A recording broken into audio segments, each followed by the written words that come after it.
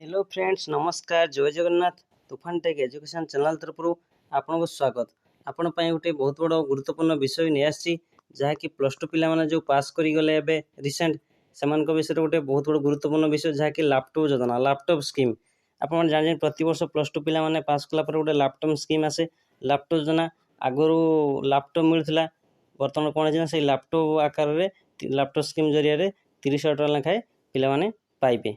तो देखो केते कम मार्क पाइबे ना अधिक मार्क रे कटअप केते जीवो संपूर्ण डिटेल्स बुझेबी समस्त पिला लैपटॉप योजना रे अंतर्भुक्त हे से वीडियो को प्रथम रु शेष पर्यंत देखो जदि आपण माने चैनल नुआ आछन चैनल को बहु मात्रा लाइक कमेंट शेयर एवं सब्सक्राइब करियंतु।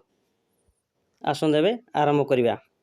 लैपटॉप स्कीम बा लैपटॉप योजना कौन ना जो पिला माने प्लस टू रे पास करती से लैपटॉप योजना जहाँकि आगुरी लैपटॉप मिलता बर्तमान से लैपटॉप स्कीम अच्छी केवल पैसा मिलूँ 30,000 टका लेखाएं लैपटॉप स्कीम रे पाउछन। तो क्यों माने पाइबे आसन संपूर्ण details जनइबा। Godavari Vidyarthi Protsahan Yojana laptop DBT जहाँकि लैपटॉप स्कीम पूर्व वर्ष 2026 नवेम्बर मास 2025 पूर्व वर्ष मिलता। तो बर्तमान यही वर्ष आरंभ होनी बहुत जल्दी आरंभ हो। तो एथिपाई केते कटअप जीव केते मार्क दरकार एवं केते मार्क पास करथिला आपण माने पाइबे एवं यह केवेठर आवेदन हम संपूर्ण डिटेल्स आपको जनइबे। देखो यहाँ गोदावरी जो प्रोत्साहन विद्यार्थी लैपटॉप स्कीम तार बेनिफिट कौन ना स्कॉलरशिप अमाउंट रही 30,000 टका पर ईयर प्रति वर्ष से 30,000 टका लेखाएं पाइबे एवं केते पिला पाइबे ना 15,000 पिला को अलॉटमेंट होती 15,000 पिला प्रति वर्ष पाते जहाँकि 30,000 लेखाएं टंका स्कॉलरशिप ओनली वन्स थोड़े पाइबे। Applicant is eligible to apply एबल Godavari Vidyarthi Protsahan Yojana laptop DBT scholarship irrespective of applying available any other department scheme.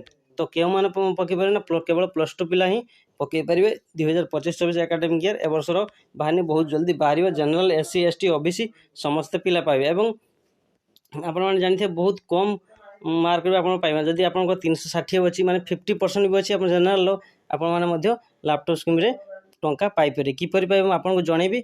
आपड़ वीडियो को चैनल को सब्सक्राइब कर दिंतु एवं लाइक करूँ जिते वीडियो आसो मुझे जनइबी और जब एप्लाई आरंभ हो मुझे कहीदेवी। तो ये डॉक्यूमेंट कौन दरकार Aadhaar card of student Aadhaar card दरकार passport size photograph marksheet of last exam जो लास्ट एग्जाम गला तार मार्कशीट। तो यही सब डॉक्यूमेंट आपने एप्लाई करेंगे जहाँकि लैपटॉप विद्यार्थी स्कीम ये स्कीम अंतर्भुक्त। जदि आप मार्क बहुत कम रखते 360 केवल जस्ट पास जहाँकि आम जो फास्ट डिवीजन 50% मार्क रखते जनरल तो से पाइबे एससी एसटी तो बहुत कम रे एससी एसटी 44 46 तो से ही लैपटॉप योजना अंतर्भुक्त हो पारे। जदि आप वीडियो बहुत भल लगता है हेल्पफुल होता है बहुत मात्रा लाइक कमेंट शेयर और सब्सक्राइब कर दिंतु। रही धन्यवाद जय जगन्नाथ।